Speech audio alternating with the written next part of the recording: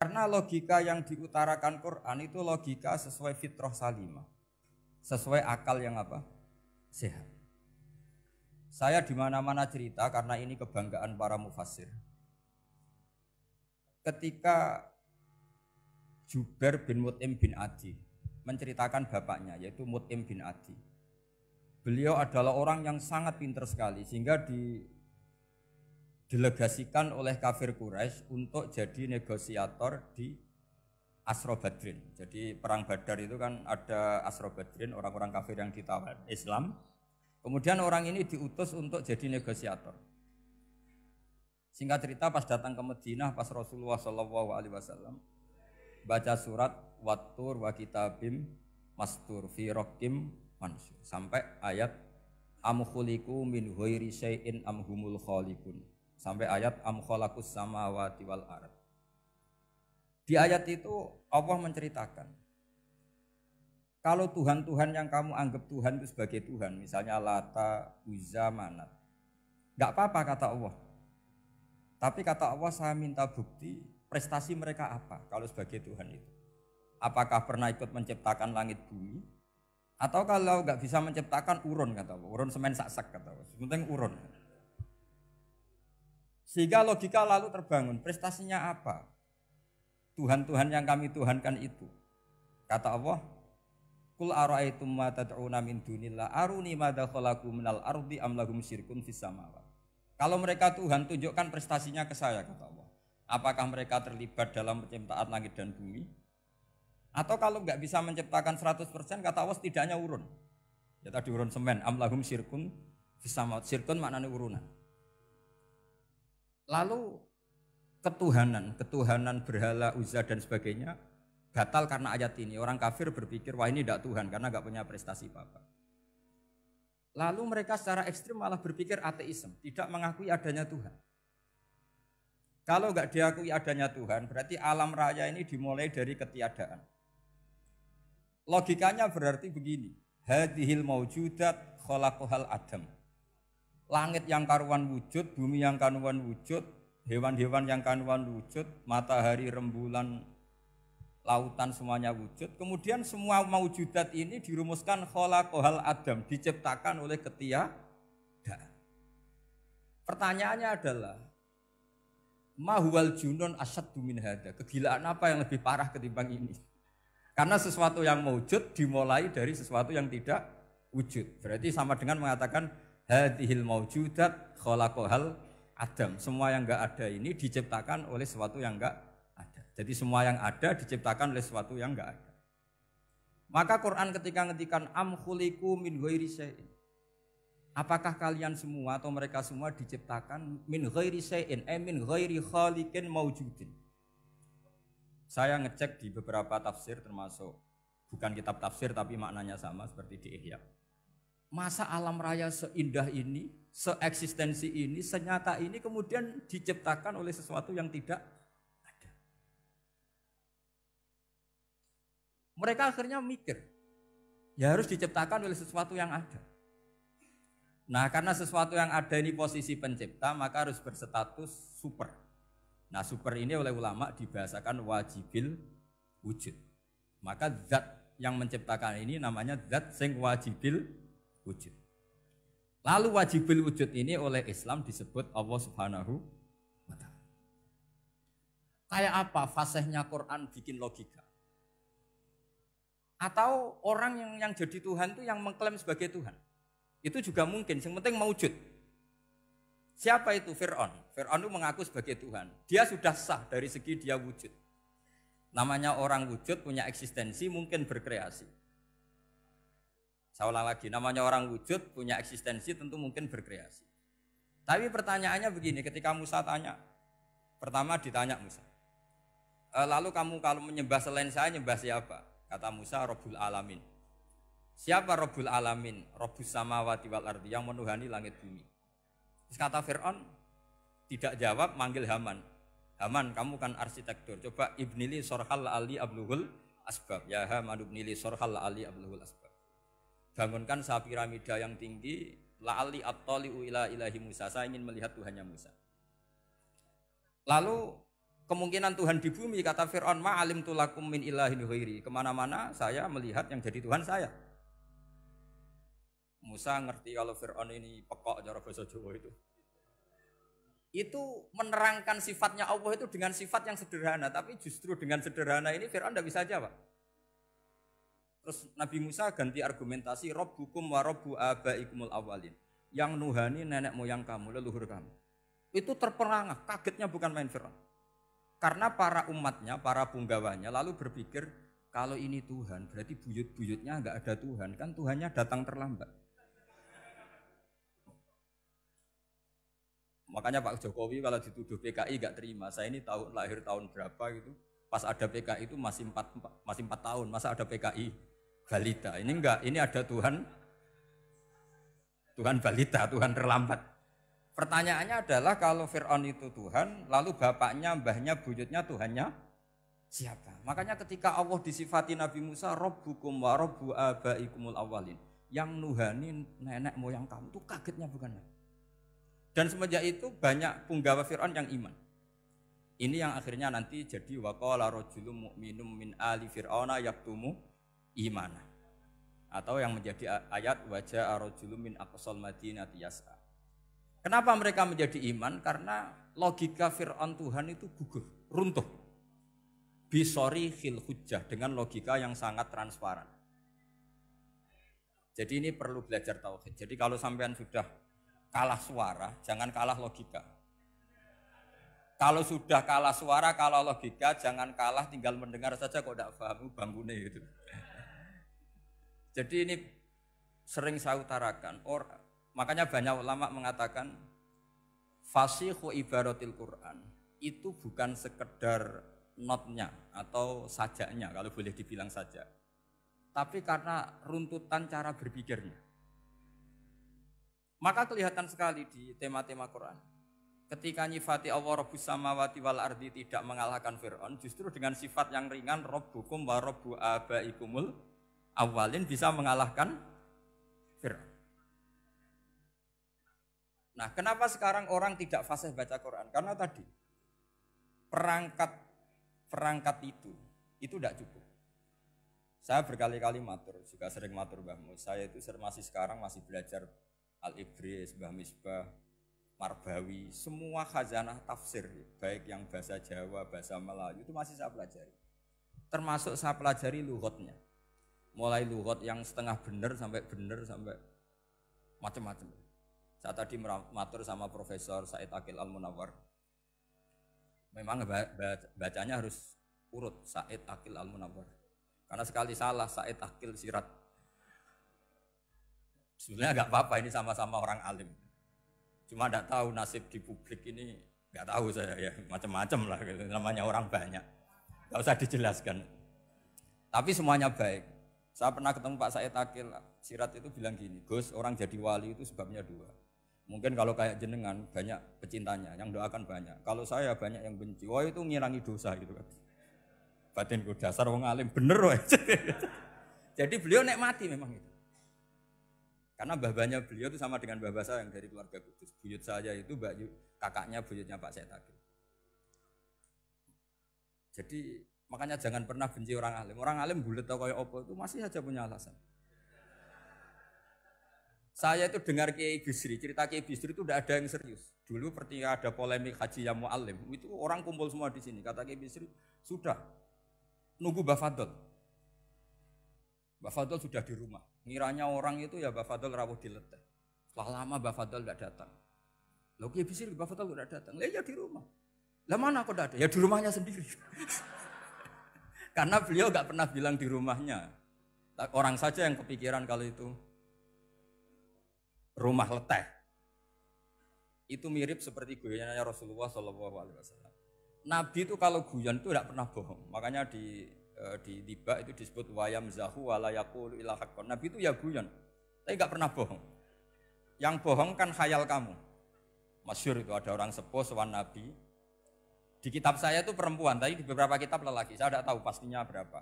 Biasanya ahli hadis mentahmilkan taat dudul kisoten atau taat dudul wakiaten. Oke, kita bayangkan itu perempuan. Ya Rasulullah, saya ini tergesa-gesa. nanti takut kemalaman. Ini orang sepuh. Jadi jangan kamu bayangkan Nabi Suwani wong ayu nom nanti jadi hoax. Orang sepuh. Oh di sini aja, tidak usah tergesa-gesa pulang kata Rasul. Lah nanti gimana? Saya jalan kaki ya Rasulullah sampai kampung saya itu nanti malam. Kata Nabi, la ahmilan naki alab nako. Santai saja nanti tak pinjemin anaknya unta. Kata perempuan tadi, ma fa'altu bibni nako. Apa yang bisa saya lakukan dengan anaknya unta? Sudah tenang saja kata Nabi. Setelah mau pulang, disiapkan unta ya unta tua, unta layak dinaikin. Ya Rasulullah ini kok unta tua? Katanya anaknya unta. Nabi dengan santai, oh masih tua ya anak unta. Jadi itu menafsirkan anaknya unta cilik itu kan pikirannya kamu kan. Sebetulnya anak unta itu ya tua pun anak unta. Maka saya itu yang termasuk bangga. Nasib saya nanti insya Allah kayak Gus Mus, kayak Gus Dur. Sampai tua dipanggil Gus. Tapi saya niatnya lebih buruk. Supaya nanti kalau saya salah pantas ngijek Gus. Tapi dalam kompetisi kadang Gus itu kalah. Itu dulu di Pondok Sarang tuh kalau ke WC itu antri. Itu yang di WC didodok. Didodok. Supaya cepat keluar. Ayo cepat keluar, saya Gus. Dikira teror Gus itu yang di WC menjadi takut. Yang dalam WC gak kalah. Saya malah kiai. Sehingga jadi memang kacau. Kalau sudah logika itu kacau. Tapi di Ihya kitab yang populer dikaji di pesantren, itu ada babnya. Qadiyat itu pengarang tentang betapa wajibnya takdim sama Rasulullah. Tapi punya bab mizahun Nabi, guyonan-guyonannya Kanjeng. Cuma Nabi seninya tadi, wala yaqulu illa haqqan. Meskipun guyon itu enggak pernah bohong, itu butuh seni itu. Bohong apa guyon tapi tidak pernah bohong. Tapi umatnya ada saja yang pernah niru, ya termasuk Ki Bisri tadi. Sudah nunggu Mbah Fadl, sudah di dalam. Ketika ditunggu ternyata ya dalamnya Mbah Fadl sendiri, bukan di dalam apa? Ada seorang raja yang gemar kawin karena orang Arab gemar kawin. Itu setiap ada perempuan cantik ingin dinikah. Nikah itu masih baik, jadi sama ndak usah anti. Soal kamu dengki sama orang poligami itu ya hasut gitu. Yang layak biar poligami, asal ada yang mau dan siap-siap ada tambah satu, hilang satu. Biasanya kan gitu. Singkat cerita dia itu cinta sama seorang perempuan. Nah perempuan itu ditanya-tanyakan sama pemuda situ ajudan dia. Gimana saya boleh nikah itu? Jawabannya tadi, kaifatang kihuha wa qad ra'aitu qabbalaha rajulun. Kok kamu nikahi gimana? Saya pernah melihat dia itu dicium seorang lelaki. Kamu itu seorang raja, masa nikahi perempuan yang pernah dicium seorang lelaki? Wah itu miso-miso raja. Udah, enggak. Saya ini raja muslim soleh, masa nikahi orang yang pernah dicium lelaki? Suatu saat si pemuda ini menikahi perempuan itu. Mangkelnya bukan main, karena dia saingan sama raja, gak mungkin menang. Satu-satunya menang itu bikin hoax tadi itu. Ini cerita ini di Ithaf, di sarahnya Ihya. Kamu kira di ini di cerita Alfu Yaumin wa Lailatinnya Abu Nawas, enggak, ini cerita di Ithaf. Kitab yang sangat sakral karena sarahnya apa? Ihya. Setelah nikah, maki-maki raja. Orang tidak punya harga diri, perempuan pernah dicium orang kok dinikahi. Tadri mandalikar rojul, kamu tahu siapa lelaki itu? Gua abuha, yaitu bapaknya. Oh terrajan wasem, enggak ngerti gitu. Jadi apa? Kiai-kiai dulu itu rileks. Sehingga saya datang ke sini ketika diminta sama Mbak Mus. Sebenarnya enggak diminta, diperintahkan. Karena pasti pakai agak-agak otoriter gitu. Karena di atas kita, jauh di atas kita. Mbah Mun guru saja manggil beliau Lek. Karena kita tahu Mbah Mus punya ibu, ibunya itu binti Khalil Harun. Mbah Khalil itu, saya punya manakibnya banyak tentang Mbah Khalil Harun. Jadi beliau itu adiknya Umar Harun. Mbah Umar Harun itu dulu alim-alimnya Ki Sarang, setelah Mbah Ghazali itu Mbah Umar Harun. Termasuk Mbah Khalil Harun yang ngaji sama kakaknya Umar Harun. Setelah beliau alim alama, singkat cerita setelah menyelesaikan pendidikan, pindah ke Kasingan itu dibawain santri oleh kakaknya, namanya Umar Harun. Nah Mbah Harun itu punya istri namanya Mbah Sinto, itu saudaranya Mbah Ghazali. Makanya Mbah Mun manggil Mbah Mus itu Lek, karena Mbah Mun ke Mbah Ghazali itu Mbah Mun Nyai Mahmudah binti Ahmad Ahmad ini bin Su'aib. Su'aib ini juga menantunya Mbah Ghazali. Terus Mbah Ghazali. Berarti Mbah Mun dari Mbah Ghazali generasi kelima. Kalau Mbah Mus kira-kira ya Mbah Mus, Nyai Bisri, Mbah Khalil. Nah Nyai Sinto ini sudah saudaranya apa? Mbah Ghazali. Berarti Mbah Mun dengan Gus Mus itu kalah satu tokoh di urutan nasab. Makanya manggil apa? Tapi Mbah Mus orang baik tidak pernah manfaatkan itu. Yang sering manfaatkan Mbah Nawawi itu. Karena pernah sepuh itu wah sembrono kalau sama saya itu. Saya di mana-mana itu digosipkan murid beliau. Ya saya ikhlas saja. Itu satu-satunya harga diri Mbah Nawawi ya saya ikhlas. Saya ikhlasnya. Jadi karena memang saya manggil beliau juga memang pernah nyembah. Buyut saya kandung itu namanya Maimunah, itu mbaknya Mbah Dowi. Jadi saya ini juga Bani Lasem. Buyut saya kandung namanya Maimunah, istrinya Mbah Umar, Umar bin Arabi. Melahirkan mbah saya sampai ibu saya sampai saya. Saya teruskan. Jadi cobalah Quran itu dibaca secara fasih. Kalau ingin baca fasih caranya gimana? Kamu harus belajar balaghah, belajar lisanul Arab, belajar mantek, belajar logika. Kalau logika itu tidak sampai, cari muhalnya. Ini fatwanya Said Robdon Al-Buti, juga fatwanya semua ulama usul fikih. Saya ulang lagi ya, kalau logika kamu nggak paham, cari sisi muhalnya. Saya ulang lagi, cari sisi muhalnya. Misalnya kamu angan-angan tentang Allah nggak dok. Sedurungnya Allah itu sopo. Misalnya kamu angan-angan gitu. Sama agama tentu itu dilarang, tapi orang filsafat tetap saja nyari itu. Lalu hentikan pencarian itu, yaitu tadi katakan saja hadhil maujudat yastakhilu ayyakhluqahal adam. Sesuatu yang maujud tentu enggak mungkin disebabkan oleh sesuatu yang tidak ada. Fa innal adama la yu'athiru aslan wa la yakhluqu aslan. Namanya sesuatu yang enggak ada pasti tidak berstatus pencipta. Namanya saja enggak ada. Akhirnya la buddha min ayyasbiqa hadzal alam maujudun. Maka alam ini harus didahului sesuatu yang maujud. Lah maujud ini yang oleh Islam disebut Allah Subhanahu wa Ta'ala. Sudah selesai di sini. Tinggal delok TV, tinggal ngopi, turu. Sampai setannya setruk karena nunggu mau bikin was-was itu lagi. Loh saya itu termasuk kiai paling sering lihat sinetron. Kadang ya lihat Mak Lampir itu sering sekali.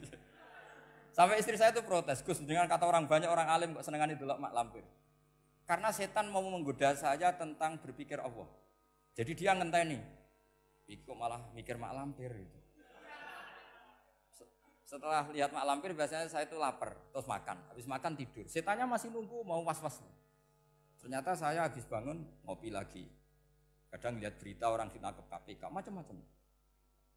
Ini penting saya utarakan supaya setan itu tidak menang. Jadi ciri utama setan itu kata Rasulullah SAW, setan ini goda umatku, hadhil jibal khalaqaha Allah, hadhil ardo khalaqaha Allah, hadhil bihar khalaqaha Allah, faman khalaqaha Allah. Itu makanya banyak orang jurusan filsafat keblinger karena tanya Allah itu siapa. Kata Rasulullah, jika sampai ini maka kamu harus berhenti. Lo berhenti tanpa dialihkan ke yang lain kan susah. Tinggal aja lihat dulu sinetron. Ya paling gampang ya Mak Lampir kan ada takut-takutnya sedikit.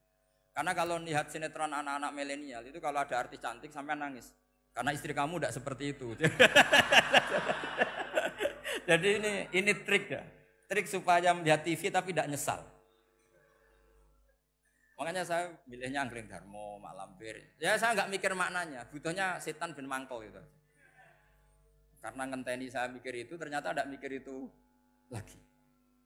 Jadi makom saya itu beda, sama-sama lihat sinetron. Mungkin saya jadi wali karena lihat sinetron. Mungkin ya. Makanya banyak wali itu nggak bisa diduga. Banyak orang jadi wali itu justru karena makan, justru karena melakukan hal-hal yang cara orang banyak itu salah. Itu Abu Yazid Al-Bustami itu pernah tanya sama Allah. Kamu nggak usah bayangkan caranya tanya gimana. Enggak wali ya enggak tok. Sudah enggak usah tanya itu. Tanya gini, ya Allah, orang sesregep saya dalam ibadah sedekat ini sama jenengan. Lalu saingan saya dekat jenengan masuk surga itu siapa? Sama Allah ditunjukkan orang yang tidur, itu tidur yang. Ya teman kamu yang tidur di kamar. Enggak terima Bu ya, ini gimana kok bisa setingkat saya orang yang tidak tidur itu. Yang saya ibadah terus istighfar terus. Tapi jawabannya Allah nih. Woe ibadah terus itu mergo wedi aku. Jadi kan nganggep aku itu rodok-rodok jahat gitu. Iki tuh ratu mergo yakin aku apian, mulane ditinggal turu. Jadi sampean jangan tiru makom saya ketika tidur. Itu punya kelas khusus. Tapi jangan tiru, ini cerita saja, sampean ndak harus niru. Karena sampean kalau niru itu harus ada Abu Yazidnya. Abu Yazid sudah enggak ada. Tapi itu ilmu. Ilmu yang cocok ndak cocok harus kita kaji. Saya tadi jagungan sama beliau, sama Profesor Said Akil Al-Munawar. Beliau cerita sebetulnya sekolahan saya itu tentang usul fikih, tapi terkenal saya Profesor Tafsir. Tapi saya suka ilmu usul fikih, meskipun korbannya ya banyak.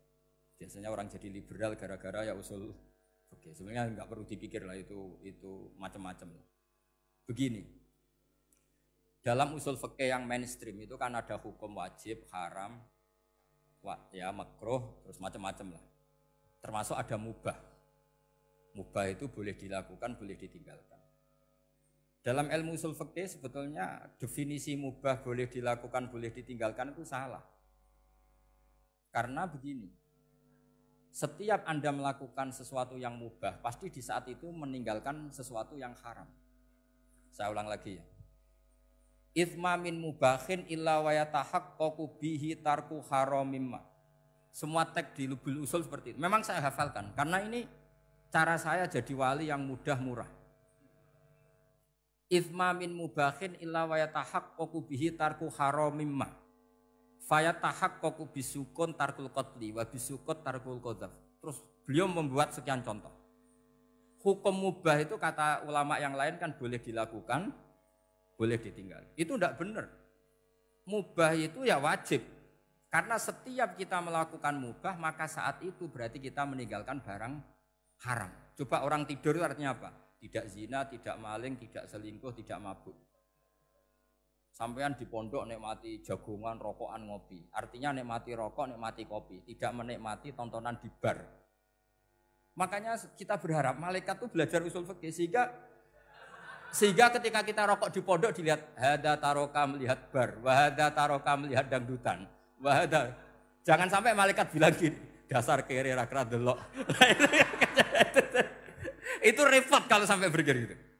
Nah, kalau mubah itu artinya tarkul haram.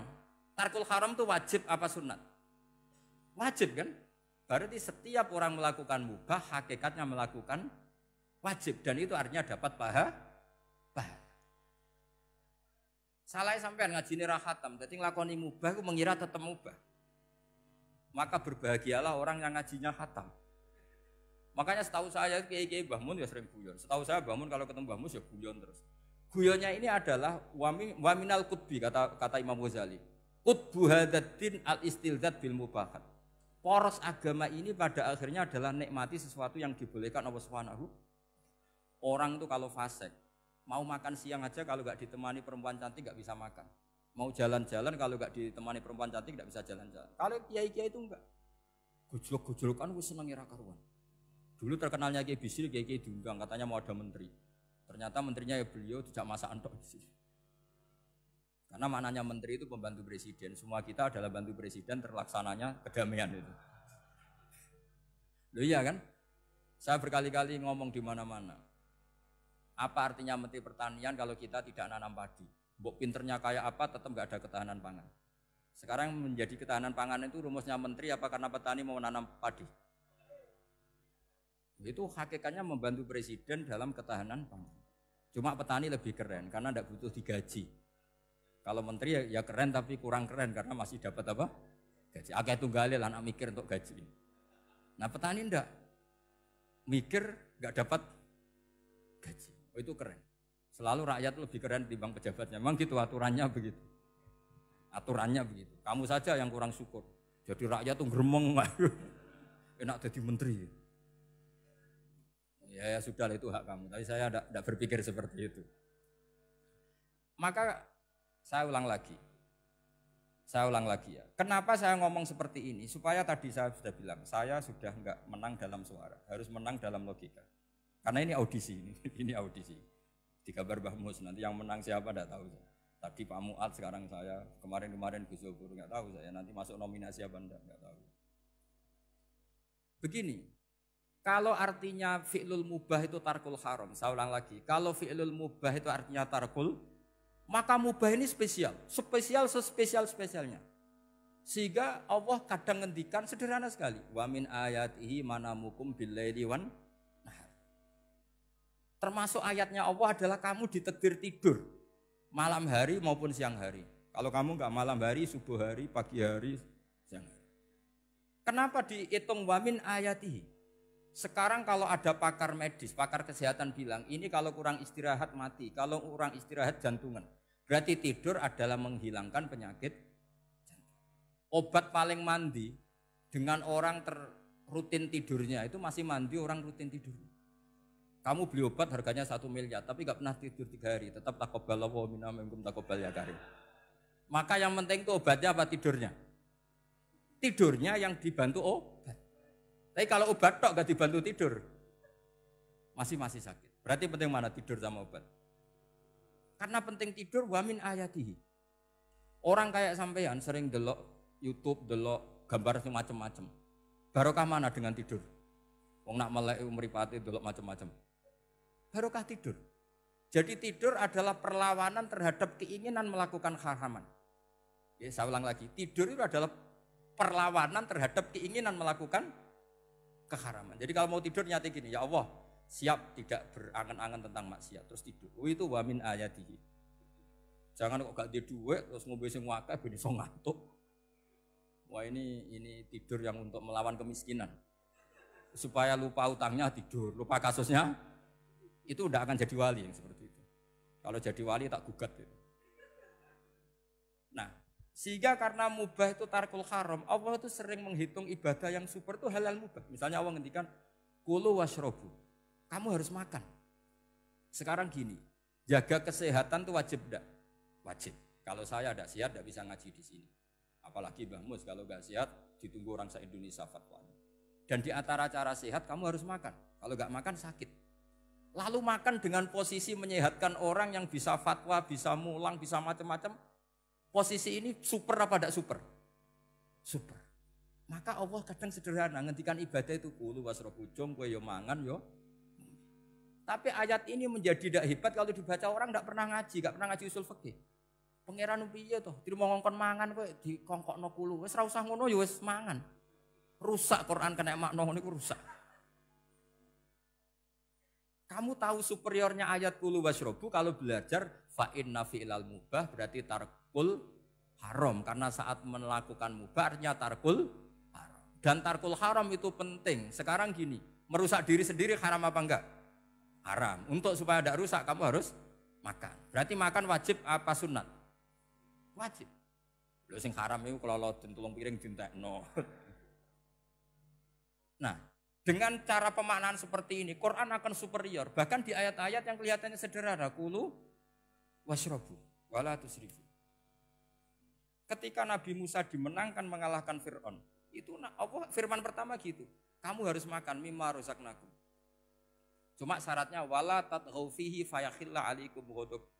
Kalau kamu berlebihan nanti dapat ghadab saya. Nah, khawatir saya kalau ilmu ini sudah hilang, terus ayat-ayat yang biasa tentang kemanusiaan dikira biasa. Padahal ayat ini super, misalnya nikah.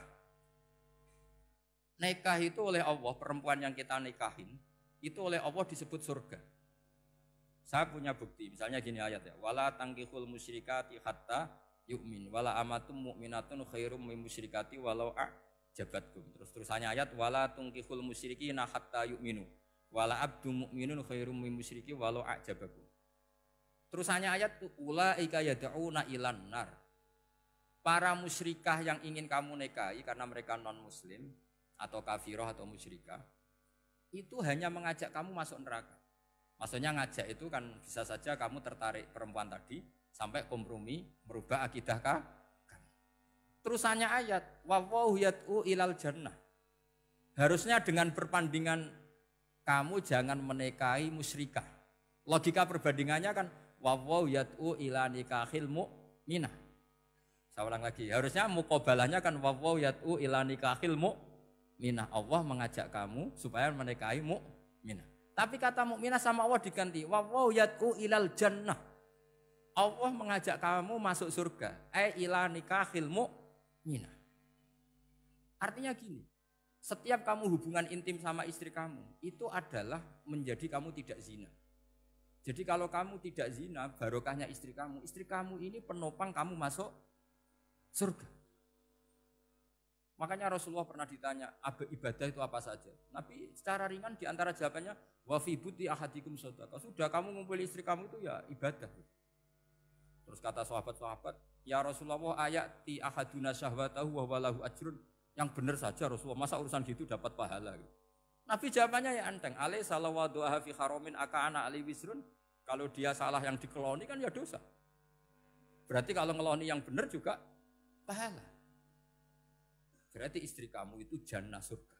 Cuma jannah yang agak aneh karena rewel itu agak aneh. Jadi itu jannah yang agak aneh. Maka supaya jannah ini tidak aneh, kata Rasulullah itu cara bersuami istri itu, kata Rasulullah, halla jariyatan tula ibuka wa tula ibuka. Sebagian riwayat, halla jariyatan tudhohikuha wa tudhohikuka. Kamu cari perempuan yang gampang guyon, gampang rileks. Mula abah itu rileks, mudhohaka ya rileks. Saya berkali-kali cerita, saya ini termasuk orang yang nggak pernah diskusi penting sama istri saya. Karena takut tegang, biasanya kalau tegang itu yang suaminya kalah. Jadi saya itu nggak pernah diskusi penting. Saya kemarin mau ke Pasuruan ya, mau ke Peloso itu ditanya, mau kemana? Ya tidak tahu. Terus pulangnya kapan? Ya nggak tahu. Wong kok rohan. Ya saya senang saja. Enggak roh itu artinya kan bodoh. Orang bodoh itu enggak mukallaf, artinya enggak dosa kata saya. Jadi saya ngambil hikmahnya saja. Ditakoki kok jawabannya ora jelas. Ora jelas itu misteri. Memang dunia itu penuh misteri. Pokoknya tak itu. Pokoknya yang kira-kira itu jadi tidak penting. Rasulullah tuh kalau debat sama istrinya ya milih gitu, milih mula abah mudhohaka. Saya punya sekian cerita betapa Rasulullah tuh rileks ngadepin cemburu-cemburunan. Sayyidah Khadijah tentu orang yang super bagi Rasulullah. Sampai ketika adiknya Sayyidah Khadijah, kalau nggak salah namanya itu Halah itu. Kalau datang itu Rasulullah itu menjamu karena mengingatkan suara Khadijah. Kalau muji Khadijah itu sudah langit Rasulullah. Sehingga Aisyah itu cemburu. Bagaimana Anda selalu muji Khadijah? Waqad abdalakallahu khairan minha. Allah mengganti yang lebih cantik ketimbang Khadijah dan lebih muda. Maksudnya Aisyah. Kenapa masih muji yang sudah meninggal? Tua lagi kan. Gantian Sayyidah Fatimah yang tersinggung karena ibunya ditua-tuakan. Itu ketika Fatimah cemburu, mangkelnya sama Sayyidah Aisyah. Mangkel manusiawi loh. Enggak usah kamu jadi Syiah terus benci Aisyah itu. Karena kalau kamu jadi benci Aisyah berarti kamu nganggap Aisyah itu salah. Dan itu efeknya di Rasulullah, berarti Rasulullah milih istri yang salah. Makanya kita ini madzhabnya ahli sunnah. Abu Bakar tidak mal'un. Kenapa tidak mal'un? Kalau kamu bilang Abu Bakar mal'un berarti Rasulullah salah pilih teman. Umar tidak mal'un karena Rasulullah pasti milih teman yang benar. Begitu juga milih istri yang benar. Dalilnya tidak usah jauh-jauh. At-thayyibatu lit-thayyibi. At-yabut thayyib tentu Rasulullah. Berarti istrinya pasti thayyibah. Jadi madhab ahli sunnah dalam madhab sing jelas-jelas min baini farti wa damil labanan khalisan sa'iwal lisyan. Jadi kalau kamu cari logika gampang saja. Nabi itu thayyib, bahkan at-yabut thayyib. Padahal kata Allah at-thayyibatu lit-thayyibi. Ya jelas ya. Jadi ini tidak usah dimasukkan hati tentang konfliknya Aisyah dan Fatimah, itu biasa saja. Yang satu bela ibunya, yang satu bela dirinya. Sebenarnya Aisyah itu nggak niat ngeritik Khadijah, ingin diperhatikan Rasulullah saja.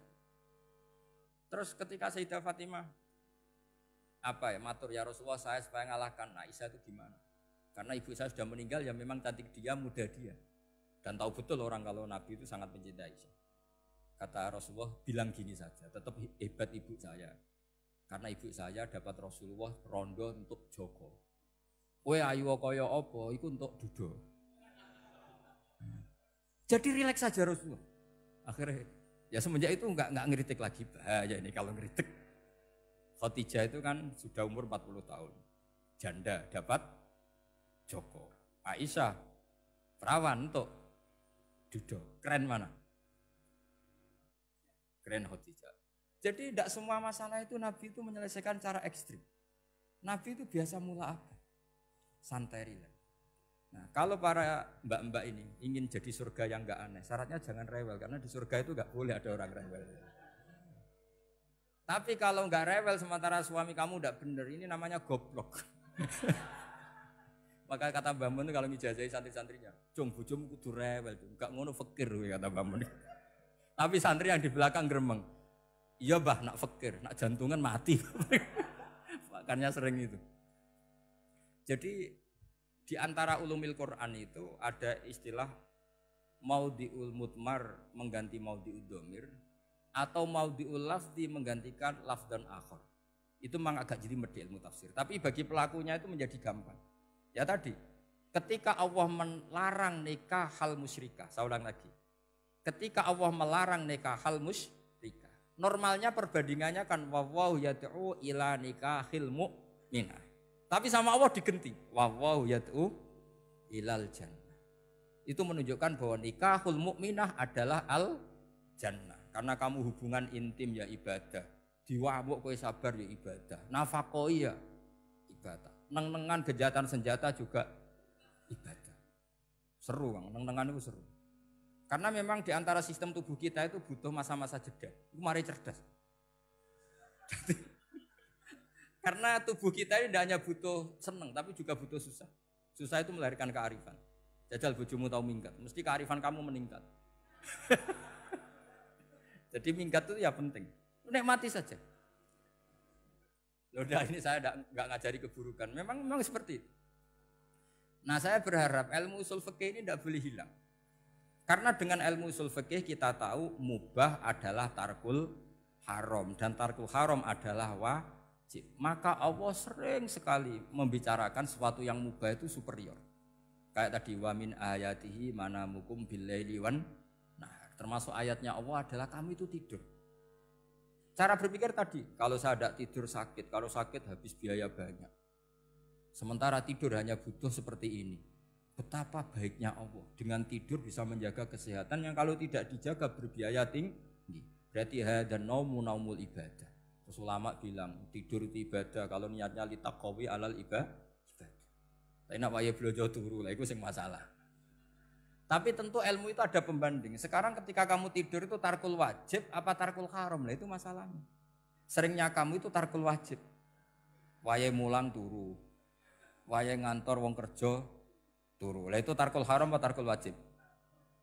Tarkul wajib. Kalau tarkul wajib berarti status tidur kamu haram. Sudah pinter ini sudah maju ini sudah maju. Jadi saya belajar usul fikih lagi-lagi karena untuk menjadi mufassir itu harus menguasai balaghah, menguasai usul fikih, menguasai lisanul arabi. Nah, lisanul arabi yang sering saya contohkan berkali-kali. Saya punya kitab namanya Ar-Risalah. Orisinil karangannya Imam Syafi'i. Saya baca beberapa kali khatam. Juga saya beberapa kali bacakan santri. Itu kalau memaknai Quran secara lisanul arabi itu gampang sekali. Gampang sekali. Ketika Imam Syafi'i mengatakan kamu boleh tayamum ketika bepergian dan saat bepergian itu tidak menemukan air. Syaratnya kamu tolabul ma', cari-cari dulu. Ketika ditanya sama ashabu Syafi'i, kenapa harus cari-cari dulu? Jawabannya enteng. Li'anna Allah ta'ala yaqul falam tajidu ma'an wala yuqalu liman lam yatlub lam yajid. Karena Allah ngendikan kemudian kamu tidak menemukan air. Di mana-mana tidak menemukan setelah mencari. Kalau belum mencari namanya tidak tahu. Jadi dari kata falam tajidumaan kemudian kamu tidak menemukan. Tidak menemukan berarti apa? Setelah mencari. Sehingga beliau mensyaratkan dicari-cari dulu baru berkesimpulan tidak menemukan. Nah setelah tidak menemukan kamu baru boleh tayang. Segampang itu ilmu usul fikih di depan Imam Syafi'i. Ulumul Quran dianalisis dengan usul fikih. Ketika ditanya kenapa Anda mensyaratkan nikah itu pakai wali? Ayatnya apa? Kalau hadisnya jelas, la nikaha illa biwaliyin mursyidin. Ayatnya apa?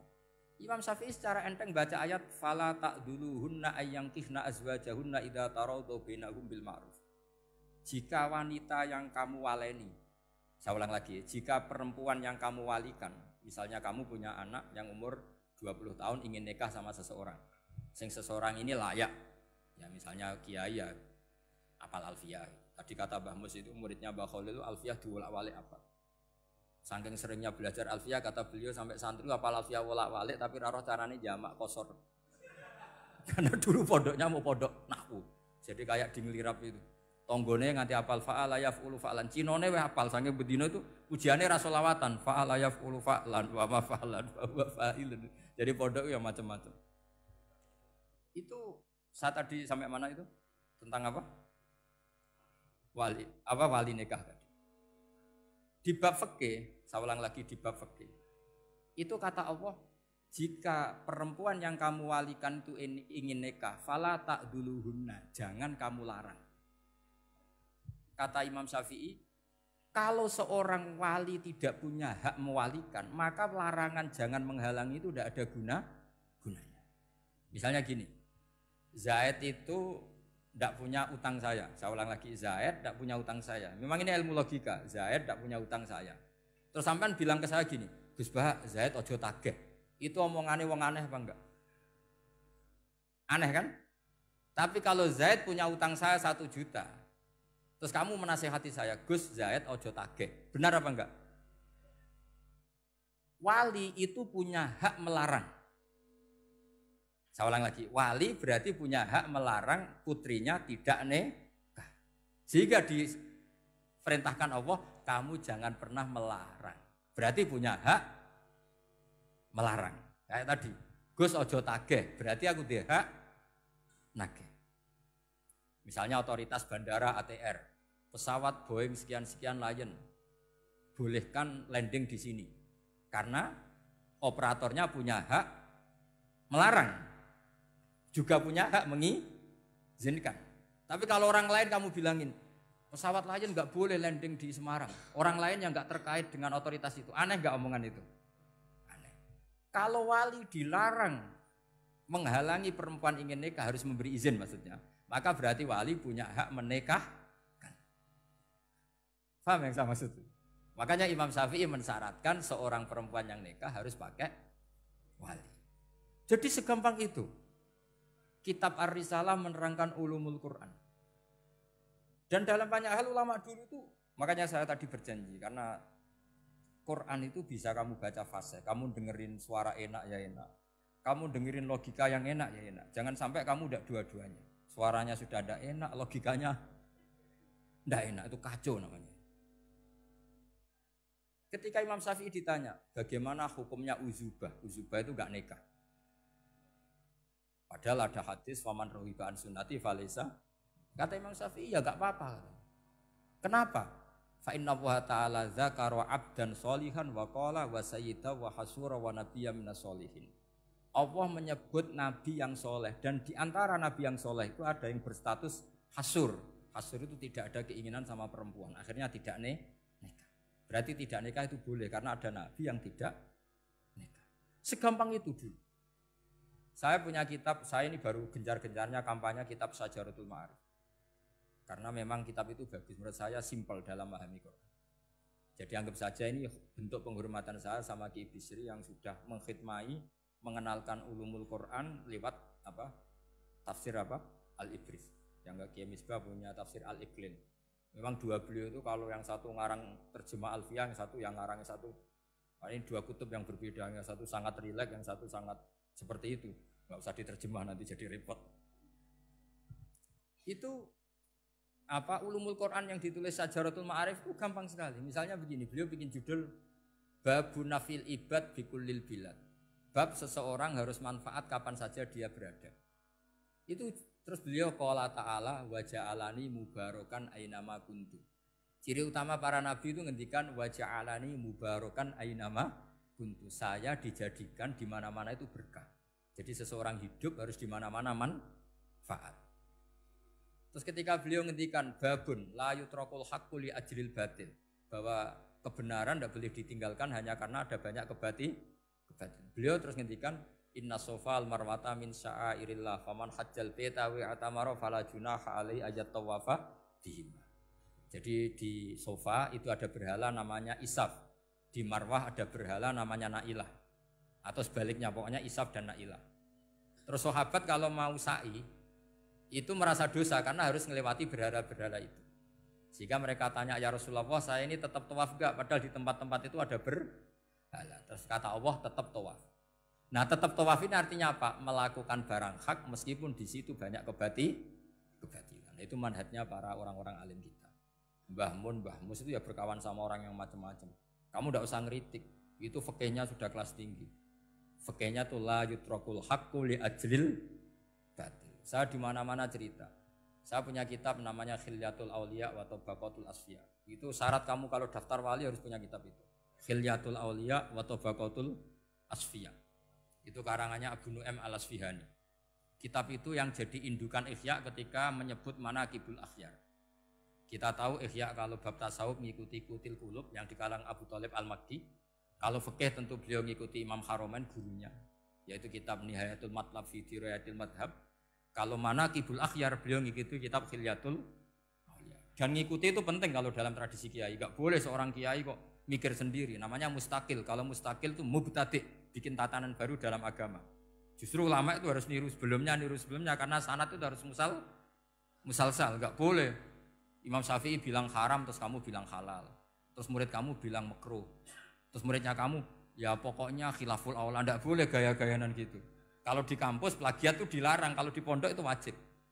Makanya banyak kalau tes itu ngerpek karena belajar itu tanpa batas katanya. Lu kok ngerpek? Mboten ya, jadi belajar kapan saja. Jadi mboten ngerpek, mutolaah pas tes. Kacau tuh santri itu.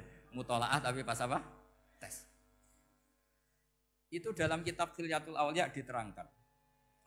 Uniknya rawinya itu siapa? Sufyan bin Uyainah, orang yang sangat khusyuk. Gurunya Imam Syafi'i. Kita tahu Imam Syafi'i punya guru zaman di Mekah itu namanya Muslim bin Khalid Az-Zanji. Dalam hadis ngikuti Sufyan As-Sawri sama Ibnu Uyainah. Tapi beliau intisabnya lebih ke Imam Malik ketika ngaji apa? Muwatta. Terus beliau punya guru usul fikih namanya Muhammad bin Hasan Asy-Syaibani. Itu Sufyan bin Uyainah dalam kitab itu diceritakan. Pernah suatu saat Isa sama Yahya. Ini supaya saya tahu fikihnya Mbah Mun, fikihnya Mbah Mus. Isa sama Yahya itu satu nabi yang sama-sama muda, yang satu angkatan. Saya berkali-kali cerita, nabi yang satu angkatan itu ada 3. Tapi yang 2 ini enggak level, yaitu Ibrahim dan Lut. Tapi enggak level karena Lut itu adalah pernah keponakan siapa? Ibrahim. Musa dan Harun, tapi Harun itu enggak levelnya Musa karena dia jadi nabi berdasar proposal Nabi Musa. Jadi Nabi Musa itu alsak, agak pelak. Sehingga beliau kalau menjelaskan kesulitan, terus pakai jubir.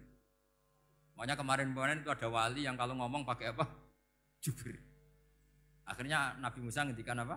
Waj'alli waziran min ahli Haruna akhi usdud bihi azri wa asyrikhu fi amri. Ya Allah, saya ini lisannya agak pati fasih. Tolong Harun sing huwa afsahu minni lisanan. Yang lisannya lebih fasih tolong jadikan nabi. Sama Allah dituruti, Harun jadi apa? Nabi. Tapi yang dapat wahyu Musa, jadi dia hanya jubir. Makanya seangkatan tapi tidak level. Yang seangkatan level itu hanya Yahya dan Isa. Nabi Isa kita tahu berstatus wa yukallimun nasa fil mahdi wa kahla. Jadi mulai kecil sudah pinter. Nabi Yahya ya enggak kalah keren. Ya Yahya khudil kitab bi quwwah wa atainal hukma sabiyya. Ketika kecil sudah pinter. Jadi ini rivalitas dalam ilmu. Makanya khilaf itu penting. Jangan gontok-gontokan, berarti ratau ngaji. Khilaf itu penting. Nabi Yahya itu kalau jalan-jalan sampai Nabi Isa, itu yang Nabi Yahya mesti tanya, Aina khiyarun nas, rumahnya orang baik mana? Saya mau nginep di situ. Mesti tanya gitu kalau di satu perkampungan yang beliau-beliau sedang jalan-jalan. Tapi kalau Nabi Isa tanyanya aneh, Aina syirarun nas, wong sing elek-elek manggone nang ndi? Akhirnya ini kan terjadi debat, tapi karena sama nabinya ya tidak debat kusir terus, kubu-kubunan kosong berapa sama kosong berapa, enggak ini sama. Ya sama-sama kosong-kosong, sama-sama orang ikhlas itu kosong-kosong. Sama lama terus debat kecil. Kenapa kamu tanya aina khiyarun nas? Mana orang-orang baik? Jawabnya Nabi Yahya, ya kumpul orang baik itu enak, nyaman, teduh, enak lah. Nah kamu kenapa kau tanya mau nginep di aina syirarun nas? Ana nabiyun, ana tobibun, udawil mardo. Saya ini dokter, nabi itu dokter. Di mana-mana dokter menyembuhkan yang sakit. Kalau Anda peneliti penyakit, cari daerah yang banyak endemik penyakit apa yang daerah sehat? Daerah yang kena endemik penyakit. Tapi problemnya Anda sendiri berpenyakitan, kalau ke situ tambah nemen. Ya sama. Kalau kamu kira-kira tidak kuat ya jangan kumpul orang yang seperti itu. Kamu tidak kuat kan? Malah katut. Tapi fikih-fikih kiai-kiai kita, guru-guru kita, berteman orang macam-macam tenang saja. Karena mereka kekuatan kesalehannya sudah absolut, sudah kuat sekali. Ya tentu bi'aunillah wa bitaufiqih. Sehingga kamu tidak usah meki para guru-guru kita. Saya pernah didhawuhi Mbah Mun. Ya Cung ya aku wis ketemu Megawati. Piye-piye Indonesia kudu damai. Engko nak tukaran yo repot. Jane yo piye, aku yo kiai. Artinya beliau harus ketemu karena untuk supaya Indonesia itu damai.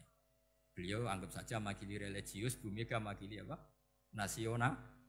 Dan Indonesia damai itu kalau ada kerjasama antara kaum nasionalis dan kaum apa? Religius. Jadi yang namanya damai itu penting sekali. Sampai Rasulullah itu pernah berdamai sama orang yang jelas-jelas kafir. Apalagi Indonesia belum sampai seperti itu. Yaitu kita tahu dalam Sulhul Hudaybiyah, Nabi berakad damai sama Suhail bin Amr. Padahal kafir. Nah, kalau kamu Qur'annya sudah seperti itu, maka Qur'an itu punya kekuatan yang luar biasa. Ketika Sayyidina Ali konflik sama Sayyidina Muawiyah, itu dirumuskan kita berdamai. Setelah kita berdamai, terus ada pertanyaan begini. Lalu orang yang sedang konflik itu nak ketemu raine, roh raine wis ra seneng. Ning dinggon jenenge konflik ketemu raine wis ra seneng. Oke, kita pakai mediator, kata Sayyidina Ali. Akhirnya Sayyidina Ali pakai mediator, Muawiyah pakai mediator. Terus orang Khawarij bilang, dalilnya apa mediator itu? Enggak ada Qur'annya. Itu orang Khawarij. Sama enggak usah tanya, kalau orang sekarang yang apa Gus? Wah itu mari fitnah, itu provokator berarti tanya gitu. Singkat cerita terus Sayyidina Ali itu agak marah. Karena beliau terbentuk oleh Qur'an. Itu spontan Sayyidina Ali baca ayat wa in khiftum shiqaqa bainihima fab'atsu hakaman min ahli wa hakaman min ahliya. Jika suami istri menghadapi konflik, di mana-mana konflik roh raine kan gak seneng. Maka yang keluarga lelaki kirim mediator, yang keluarga perempuan kirim. Terus dari Sayyidina Ali, wa ummatu Muhammad a'dhamu min amri rajulin wa imra'atin. Umatnya Muhammad lebih serius ketimbang urusan lelaki dan perempuan. Wong suami istri saja kalau konflik butuh mediator, apalagi hadhil Segampang itu mereka istidlal. Jadi mediator dalilnya mana? Ya dalilnya wa in khiftum shiqaqa bainihima fab'atsu hakaman min ahli wa hakaman min ahli. Dulu Quran itu seperti itu. Ya sekarang problemnya Quran itu tidak dikaji seperti itu sehingga fasihul ibarat atau fasihul akli atau balaghatut ta'aqqul itu enggak ada. Makanya saya ini pengagum kitab Ibnu Hajar al-Asqalani yang nyarai Bukhari. Kata Ibnu Hajar al-Asqalani termasuk mukjizatnya Quran adalah al-iltizat al-aqli. Akal itu menjadi nyaman. Itu uniknya yang dicontohkan seperti ngaji saya malam ini. Misalnya Allah ngendikan am khuliqu min ghairi syai'in. Yang namanya maujudat tentu diciptakan sesuatu yang maujud. Karena akal akan tersiksa ketika dicekoki gini. Hadhil maujudat khalaqahal adam.